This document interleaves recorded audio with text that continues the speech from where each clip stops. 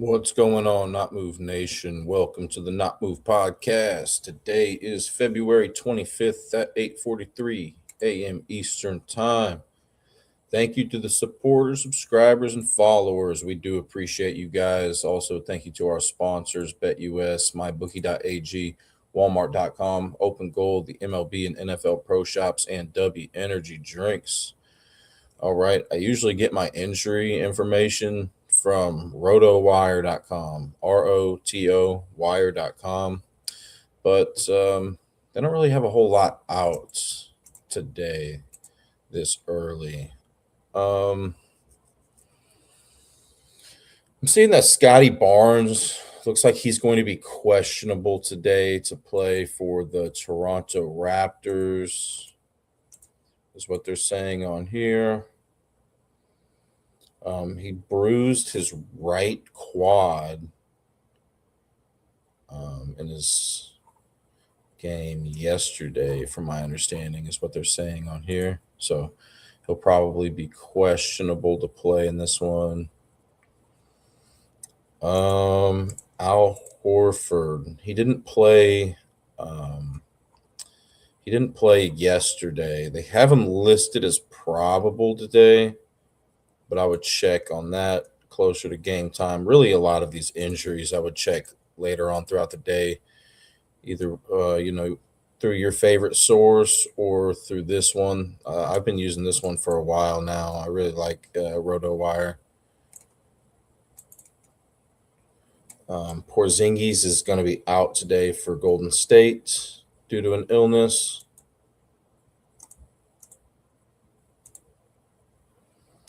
Kyle Anderson's questionable for the Memphis Grizzlies with a knee issue.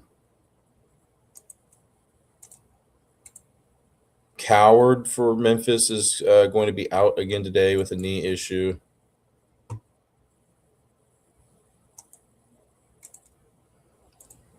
Amin Thompson is out today for the Houston Rockets with a quadriceps issue.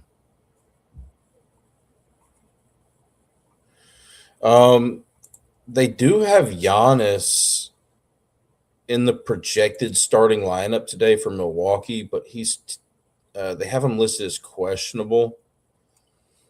They don't have any. They don't have a write up on him quite yet, though. So this is the first time in a while that I've seen Giannis in that projected starting lineup for Milwaukee. So we'll see if he plays today. Jaylen Brown, he did not play yesterday. Here on RotoWire, they have him listed as questionable in the projected starting lineup, but we'll just have to see a little bit closer to game time. All right. And then just something else I wanted to mention before I get started on the usual stuff that I talk about. I just wanted to mention that I've noticed that a lot of these games are being decided by 10 plus points. In case you guys like doing, like alternate spreads or anything like that, seems like it might be a good time to do that. I mean, 6 out of the 11 games that were played yesterday were decided by 10 plus points. 2 out of 3 games on Monday were decided by 10 plus points. 7 out of 11 games on Sunday were decided by 10 plus points. 4 out of 6 games on Saturday were decided by 10 plus points. 6 out of 9 games on Friday were decided by 10 plus points. 6 out of 10 games on Thursday were decided by 10 plus points. And then we had that All-Star break right before they left and went into that All-Star break on Thursday, February 12th. All 3 games that were played on that day were decided by 10 plus points. And then the day before that, 9 out of 14 games on February 11th were decided by 10 plus points. So the last, 8 days of the NBA, more of the games, more than 50% of the games have been decided by 10 plus points.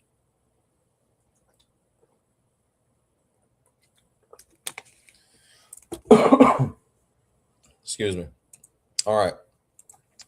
First game today, we got Oklahoma City at Detroit. Oklahoma City is on a 3-game winning streak. Detroit is on a 1-game losing streak. Oklahoma City did play yesterday, so they're on a back-to-back, but Detroit did not. Oklahoma City has won 2 regular season games in a row against Detroit. These teams have not played against each other this season. Oklahoma City has an 8-2 money line record on Wednesdays this season. Detroit is 6-3 on the money line on Wednesdays this season. Oklahoma City has also won 3 consecutive games that they've played against any team on February 25th. And then I noticed that Hartenstein for Oklahoma City does have a 6-0 career record against Cade Cunningham for Detroit. And Hartenstein also has a 4-0 career record against Asar Thompson. I didn't check any of these lines last night like I normally do. I got a little busy. But this morning when I checked at around 5 a.m. Eastern time, I checked all of the lines for today at about 5 a.m. Eastern time. At that time, Detroit was favored by 7.5, over under 220.5. I looked at 4 different against the spread trends in this matchup, and Detroit wins all 4 of these trends. Now, that doesn't mean just, go ahead and take Detroit. Maybe it does. But, I mean, I know yesterday, anybody that had an against the spread trend advantage seemed like more teams than not ended up losing when they did have that against the spread trend advantage, or at least not covering. I'll definitely be keeping track of that stuff. Okay, so yeah, Detroit wins all of these advantage or all of the against the spread trends that I usually look at. I look at, against the spread just in general. In this case, I looked against the spread record for Oklahoma City as a road underdog, Detroit as a home favorite, against the spread trends after a win or a loss with rest advantage or rest disadvantage. So, yeah, Detroit wins all of those trends. Detroit's got the 10th best against the spread record in the NBA. They're 30-26. Oklahoma City's 30-29 against the spread. Oklahoma City's only been a road underdog one time this season. They're 0-1 against the spread as a road underdog. Detroit's 11-13 against the spread as a home favorite. Oklahoma City is 22-22 against the spread after a win. Detroit's 9-4 against the spread after a loss. So I'll give Detroit the advantage there. And then Detroit 6-5 against the spread with rest advantage. I mentioned that they didn't play yesterday. Oklahoma City did. Therefore, Detroit has rest advantage. They're 6-5 against the spread with rest advantage. Oklahoma City's 4-10 against the spread with rest disadvantage. Now, these are 2 very talented defensive teams. Both of them rank in the top 2 of the NBA in team defensive efficiency. Oklahoma City ranks first in that category. I talked about Oklahoma City's defense on yesterday's show. They do a good job at limiting those points in the paint per game. They rank second best in that category. They rank first in fast break points allowed per game. But Oklahoma City, where they are vulnerable, is defending against that 3-point shot. They allowed the 3rd most 3-point field goals made per game to opposing teams.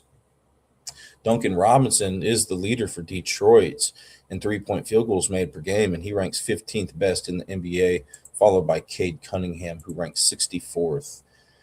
Oklahoma City, they're above average at limiting those assists to opposing teams per game. They rank 7th best in that category, but they are near the bottom of the league in regards to rebounds allowed to opposing teams. They allow the 7th most rebounds per game to opposing teams. Jalen Doran is going to be that rebounds per game leader for Detroit and ranks 8th best in the NBA. And Oklahoma City is above average in limiting opponent free throw attempts per game. They rank 10th best in that category, which is actually Detroit's biggest flaw. Let's talk about Detroit. They do rank second in team defensive efficiency. So they are a very talented defense as well. But their biggest flaw is sending their opponents to the free throw line. They rank last in opponent free throw attempts per game. So with SGA more than likely being out this game, from my understanding, SGA will be out. The next free throw attempts per game leader for Oklahoma City is going to be Chet Holmgren, who ranks 39th best in the NBA in free throw attempts per game. Um, Other than that, though, Detroit's really solid. I mean, third best in points in the paint allowed per game, fifth best in fast break points allowed per game. They rank first in assists allowed per game, sixth in rebounds allowed per game. Um, so I guess where they are most vulnerable is going to be 3-point field goals allowed per game, uh, according to where they rank compared to other teams. Other than that, free throw attempts per game allowed. I mean, 3-point field goals allowed per game, they rank ninth best. So, I think this is a tall task today for a depleted Oklahoma City team. But, Oklahoma City, they were depleted. Who did they play on Sunday? Cleveland, right? And I believe they still ended up winning that game. So just because they're a depleted team right now doesn't mean that other guys can't step up and show up and show out. Okay, so Cade Cunningham has not had a triple double in 5 career games that he's played against Oklahoma City, but he has had a double double in 2 out of 5 career games that he's played against them. But in one of the games that he didn't get a double double, he only played 8 minutes in that game. So it's more like he's had a double double in 2 out of 4 career games against Oklahoma City. And then the most points he's ever had against Oklahoma City is 28, and the most assists that he's ever had against them is 9. And I think that history, and I mentioned it yesterday, means less whenever you're averaging your points per 40 minutes, rebounds per 40 minutes, or assists per 40 minutes are at all-time highs. I don't know if they are at the career high for Cade Cunningham or not, but, if I were interested in his points or assists today, I'd go to ESPN.com to look at that. You could look up Cade Cunningham stats, takes you to ESPN. Go to the advanced stats section under his name, and then you'll get to see it'll say P/40, A/40, R/40, and you'll get to compare that number, the current year, to the previous seasons that he's been in. All right. Next game that we have is San Antonio Spurs at Toronto Raptors. The Spurs are on a 9-game winning streak. Toronto, 1-game losing streak. San Antonio did not play yesterday, but Toronto did. And the Spurs have won 4 regular season games in a row against Toronto. These teams played against each other one time earlier this season, and the Spurs won that game in San Antonio. This one today is in Toronto, but San Antonio ended up winning that game by 18 points, 121-103, and that was on October 27th, in case you wanted to go look at that box score. The Spurs, they are 9-2 on the money line on Wednesdays this season. Toronto 6-5 on the money line on Wednesdays this season. The Spurs have lost 3 consecutive games that they've played against any team on this exact date, February 25th. And I did notice today is Fred VanVleet's birthday, but he's injured. So, and is he with Houston now, right? I don't even know who he's. Yeah, he's with Houston anyway. So, okay. Houston does play today, so that's kind of why I wrote that down. I just wrote it in the wrong spot. Okay. Scotty Barnes, I mentioned that, he might be questionable to play tonight. If he does end up playing, and if you like him to go over his point total for some reason, I think you have an added benefit that he did get his career high in points against San Antonio on April 13th, 2025. He scored 35 total points in that game. That game was in San Antonio, though. Once again, this one's in Toronto. When I checked this line at about 5 a.m. Eastern time this morning, the Spurs were favored by 7.5 points with the over-under at 229.5. I looked at those 4 different against the spread trends. I'm not going to break them down like I normally do. But San Antonio does win those spread advantages 3-1. All right. The Spurs do have the 5th best record against the spread in the NBA. They have the 7th best record against the spread after a win Toronto has the fifth worst against the spread record after a loss. The only advantage I see with Toronto and all the trends is that they're 4-5 against the spread with a rest disadvantage, and the Spurs are 7-12 against the spread with rest advantage. But the Spurs do have a better winning percentage against the spread as a road favorite than the Raptors do as a home underdog.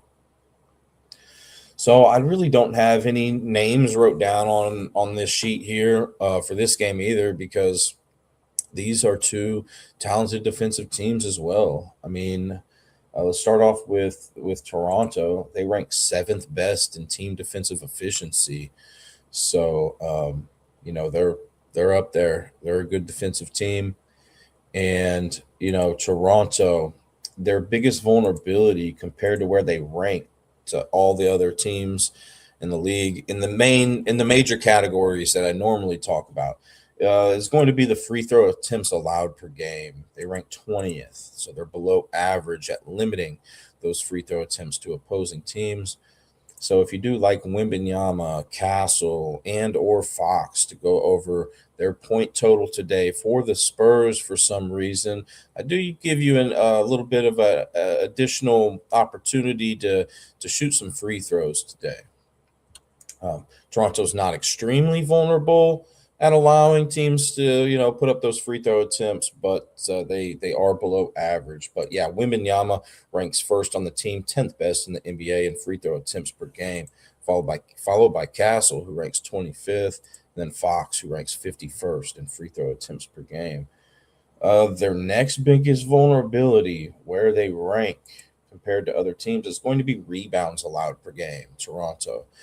They rank 12th best in that category. So they're still above average at preventing those rebounds per game, but they're much better at these other positions at defending against them. They rank 10th and best in three-point field goals allowed per game, 8th best in points in the paint allowed per game, 3rd best in fast break points and assists allowed per game. So, yeah, really good defense here.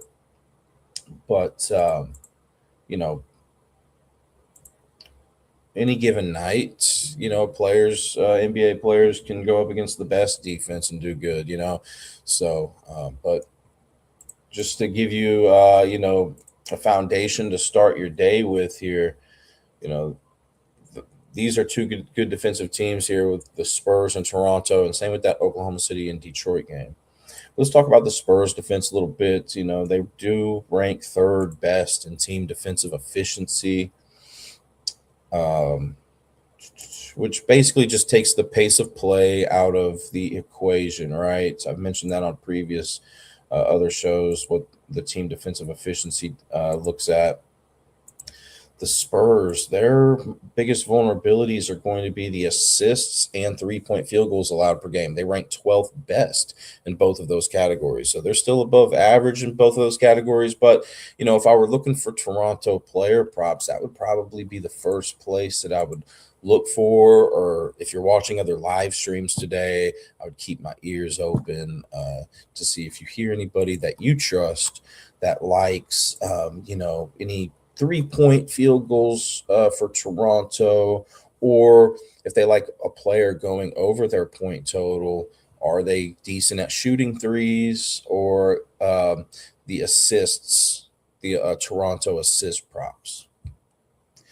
The Spurs, they rank 9th best in rebounds allowed per game, and then 7th best in points in the paint allowed per game, 2nd best in fast break points allowed per game. So I don't have a whole lot to say about this game, except, I just wanted to give you guys those defensive flaws for both teams. Scotty Barnes has not had a triple-double in 9 career games against the Spurs. He has had a double-double in 2 out of 9 career games against them, though. All right, and then we got Golden State at Memphis. Golden State, 1-game losing streak. Memphis, 2-game losing streak. The Warriors did play yesterday, but the Grizzlies did not. The Warriors have won 4 regular season games in a row against Memphis. These teams played against each other twice already this season, and Golden State won both of those meetings. The first meeting was on October 27th at Golden State. This one's in Memphis today, but Golden State won that game by 13 points, 131 to 118. The most recent meeting was on February 9th at Golden State again, and Golden State won by 1 point, 114 to 113. Golden State is 4-4 on the money line on Wednesdays this season. Memphis is 5-6 on the money line on Wednesdays this season. Memphis has won 4 consecutive games that they've played against any team on this exact date, February 25th. And I did want to mention that today is Pajimski's birthday for Golden State Warriors. And when I checked this line at about 5 a.m. Eastern time this morning, Golden State was favored by 3.5 with the over-under at 228.5. Look at those 4 different against the spread trends that I normally look at, and Golden State wins 3 out of 4 of those trends. I'm getting those against the spread trends from teamrankings.com. So, you could look there if you wanted to. You may have a different source that has a slightly different information. But that's just, I wanted to let you guys know where I got that from. Yeah, 3 out of 4 trends Golden State has advantages in. So let's talk about Memphis defense real quick. They rank 18th in team defensive efficiency, so they're slightly below average in that regard. They rank 17th in points in the paint allowed per game, so they're slightly below average at defending against that. Before I continue with that, why don't we start where Memphis is most vulnerable and where they rank 3-point field goals allowed per game. They allow the 5th most 3-point field goals made per game to opposing teams. So Moody is the leader for Golden State Warriors in 3-point field goals made per game. He ranks 34th best in the NBA, followed by Pajimski, who ranks 92nd. I usually only look at the top 50, but wanted to get you guys a little bit more info today. So yeah, for the birthday boy there, Pajimski, he's the 2nd best in 3-point field goals made per game for Golden State, with Steph Curry being out, and ranks 92nd best in the NBA in that category. Memphis's second biggest vulnerability is going to be the rebounds and assists allowed per game. They rank 21st in both of those categories, so slightly below average. Draymond Green is the leader in both of those categories for Golden State as well. He ranks 34th best in the NBA in assists per game, 67th best in the NBA in rebounds per game. Third biggest vulnerability for Memphis here is going to be the points in the paint allowed per game. DeAnthony Melton, out of available Golden State Warriors tonight, is the leader in points in the paint per game for Golden State. He ranks 145th in that category, and that's about it out of available players. I mean, obviously, some other players are going to be somewhere in the rankings, but I looked pretty, down the list on that one, 145th. And then Memphis ranks, 11th best in opponent free throw attempts allowed per game. So they're doing decent at limiting those free throw attempts per game to opposing teams. And they got a solid fast break defense. They rank 9th best in fast break points allowed per game. And so let's talk about Golden State. They rank 10th in team defensive efficiency. So they are above average in team defensive efficiency. Their biggest flaw is going to be fast break points allowed per game. But as I've mentioned on previous shows, I think points in the paint advantages are typically a little bit bigger than fast break advantages, because you're typically going to get more points in the paint per game than fast break points per game. But anyway, I still like talking about fast break points per game because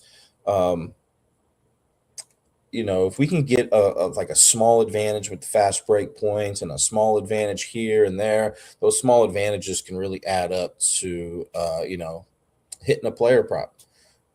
But, Golden State, so fast break points allowed per game is their biggest weakness. They ranked 24th in that category, so they are below average getting close to the bottom of the league. Ty Jerome is the leader for Memphis and ranks 42nd best in the NBA in fast break points per game, followed by Morant, who, from my understanding, is unavailable tonight, and then Coward, who ranks 75th in fast break points per game, and then Pippen, who ranks 78th in fast break points per game. Golden State's next biggest vulnerability is going to be the points in the paint allowed per game. Is Alama back yet? Or what are they saying here on RotoWire?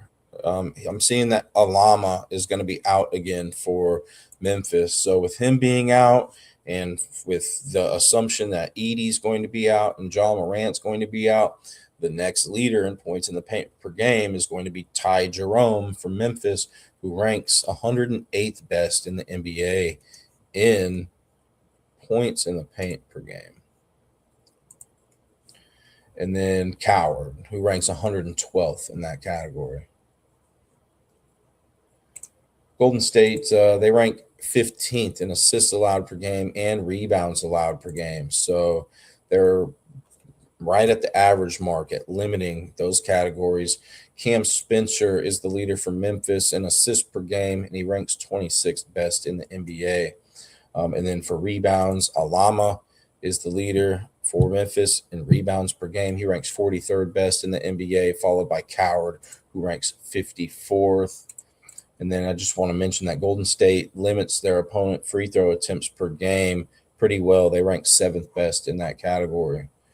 And then we have the Sacramento Kings at Houston Rockets. Both of these games are on one-game win streaks. Neither of these teams played yesterday. The Kings have won 2 regular season games in a row against Houston.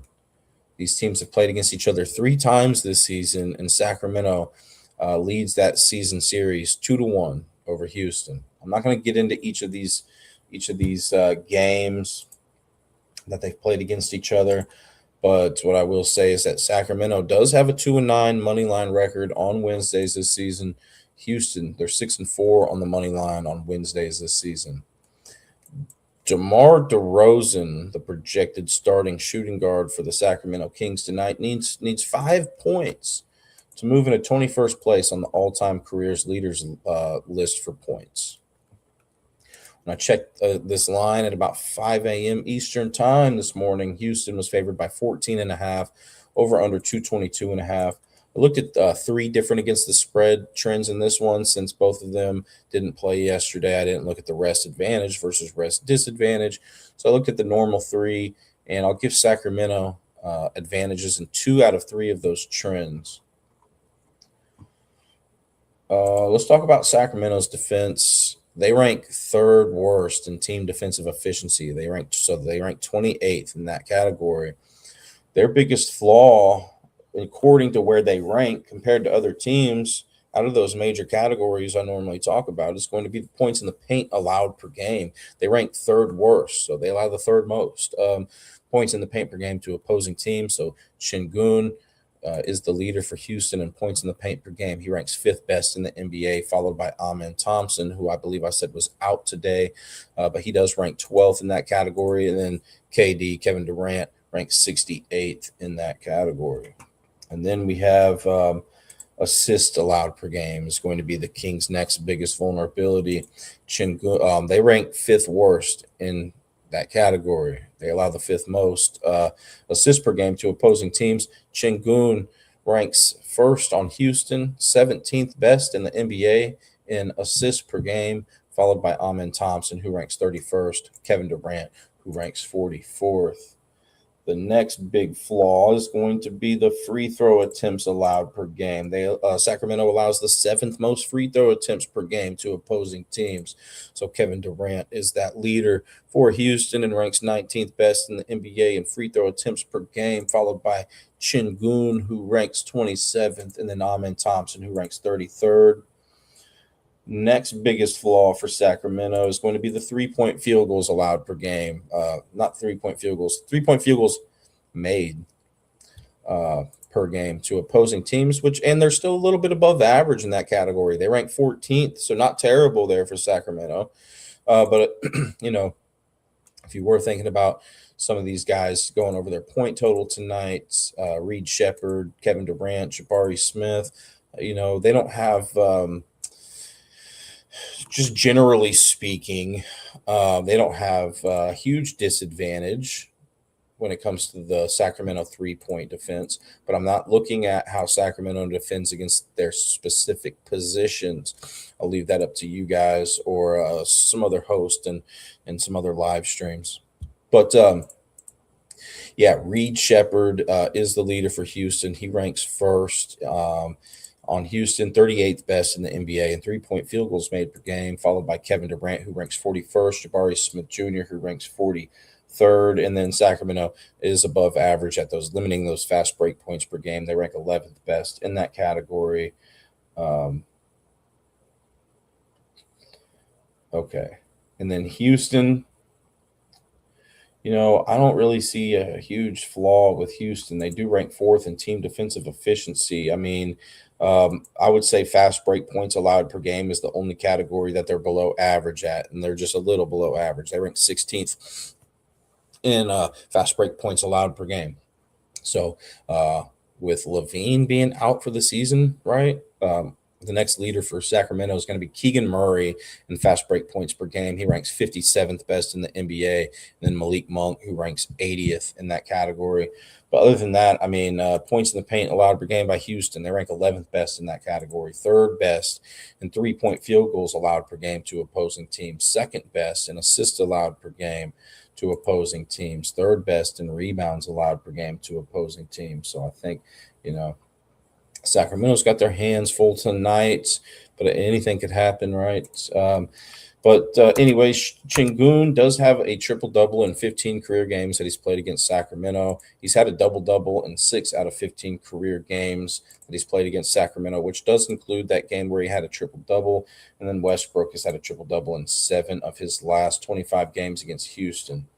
So we got these other 2 games here. I'm going to try to get through this as quickly as possible, get you guys information I think is valuable. I can only be on here for about 5 more minutes, okay? Cleveland at Milwaukee. Both of these teams are on 1-game win streaks. Both of them played yesterday. Cleveland has won 5 regular season games in a row that they have played against Milwaukee. Did I say 5? Cleveland has won 7 regular season games in a row that they've played against Milwaukee. Cleveland's 8-5 on the money line on Wednesdays this season. Milwaukee's 4-5 on the money line on Wednesdays this season. Also, James Harden needs to make 5 more free throws to move into 3rd place on the all-time free throws leaders list. He would pass Moses Malone. When I checked this line early this morning, Cleveland was favored by 9.5, over under 228.5. Looked at 3 different against the spread trends in this one. Milwaukee has the advantage 2-1 in those against the spread searches. Cleveland, Cleveland ranks 12th in team defensive efficiency, so they're pretty good. They're good at limiting those points in the paint. They're vulnerable to fast break points allowed per game. They rank 22nd in that category. Giannis ranks 3rd on Milwaukee, 3rd in the NBA, 1st on Milwaukee in fast break points per game. Then it's Kuzma, who ranks 93rd. AJ Green, Cleveland is also a little bit below average at limiting those 3-point field goals allowed per game. They rank 23rd in that category. AJ Green ranks 16th best in the NBA in 3-point field goals allowed per game or made per game, followed by Ryan Rollins, who ranks 33rd. Miles Turner, who ranks 47th. Cleveland ranks 20th in rebounds allowed per game. So Bobby Portis is the leader for Milwaukee, ranks 47th best in the NBA in rebounds per game. But if Giannis plays, we know Giannis can get those boards, right? Cleveland does rank 13th in assists allowed per game, 6th best in points in the paint allowed per game, 16th in free throws allowed per game. Kuzma is the free throw attempts leader per game for Milwaukee. He ranks 74th best in the NBA. But if Giannis does end up playing, we know Giannis can get to the free throw line. And then, Milwaukee, they rank 22nd in team defensive efficiency. Both of these teams are actually really good at defending against those points in the paint per game. Milwaukee ranks 5th best in that category, by the way. They rank 12th in fast break points allowed per game, but where they lack is the 3-point field goals allowed per game. They rank 4th worst in that category. So, I leave it to guys like Harden and Mitchell to capitalize on that, considering that Mitchell ranks first on the team, third best in the NBA in three-point field goals made per game, followed by Harden, who ranks 12th. Milwaukee just slightly below average in the assists and rebounds allowed per game to opposing teams. Leaders for Houston for assists, Harden, Mitchell, and Schroeder. And then for the rebounds, Mobley and Allen. Also, Milwaukee ranks 23rd in opponent free throw attempts allowed per game. So Harden, Mitchell, Mobley, and Allen are the leaders there. Harden ranks 5th, Mitchell 18th, Mobley 35th, Allen 37th in free throw attempts per game. Harden hasn't had a triple-double in his last 25 games against Milwaukee, but he's had a double-double in 7 of his last 25 games against them. And then Giannis has had a triple-double in 2 out of 24 career games against Houston. Boston's on a 4-game win streak at Denver today. Denver's on a 1-game losing streak. Boston did play yesterday, but the Denver Nuggets did not. Denver has won 1 regular season game in a row against Boston. Denver, they played each other 1 time this season, and Denver won that game by 4 points at Boston. This game's in Denver today. That game was also on a Wednesday. Boston is 7-3 on the money line on Wednesdays this season. Denver's 9-1 on the money line on Wednesdays this season, although Boston has won 6 consecutive games that they've played against any team on this exact date. Denver is favored by 3.5, over under 229.5 when I checked at 5 a.m. Eastern time this morning. I looked at 4 different against the spread trends in this one. It's even. It's split right down the middle, 2-2. Both of these teams, I would say their biggest flaws are going to be the three-point defense, which I think I don't know. But Denver ranks 18th in three-point field goals allowed per game to opposing teams. So Derek White is the leader for Boston, ranks 20th best in the NBA in three-point field goals made per game. And then it's Pritchard, Hauser, Brown. All right. And then Boston, they rank 22nd in three-point field goals allowed per game. So they're slightly below average and a little bit more vulnerable to that than Denver is. Jamal Murray is the leader for Denver, ranks 9th best in the NBA in three-point field goals made per game. And then it's Tim Hardaway Jr., who ranks 21st. Denver does rank 15th in fast break points allowed per game. So I can see Jaylen Brown possibly taking advantage of that if he plays today, considering he's the leader for Boston and ranks 19th best in the NBA in fast break points per game. Denver ranks 16th in assists allowed per game, so just a little below average. Derek White, Pritchard, Jaylen Brown, those are the leaders in that order for assists per game for Boston. Both of these teams are great at defending against points in the paint per game. Boston ranks first. Denver ranks third. Rebounds, they're both in the top 10 at limiting that. Denver ranks 5th. Boston ranks 8th. And both of them are above average at limiting those opponent free throw attempts per game.